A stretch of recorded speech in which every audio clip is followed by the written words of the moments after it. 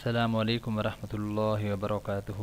اعوذ باللہ من الشیطان الرجیم، بسم اللہ الرحمن الرحیم۔ محترم سامعین، درود پاک لکھنے کی فضیلت۔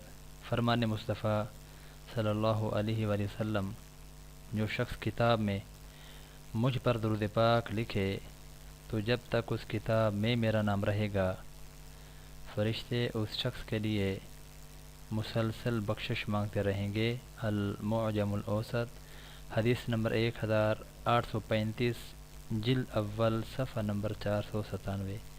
دعا فرمائیں کہ اللہ رب العزت ہم سب کو کثرت کے ساتھ نبی علیہ الصلوۃ والسلام کے اوپر درود پاک پڑھنے کے ساتھ ساتھ جب بھی ہم نبی علیہ الصلوۃ والسلام کا نام لکھیں تو آپ علیہ الصلوۃ والسلام کا مبارک نام اللہ تعالی ہمیں صلی اللہ علیہ وآلہ وسلم کے ساتھ لکھنے کی توفیق عطا فرمائے۔ اللہ ہم سب کا حامی و ناصر ہو۔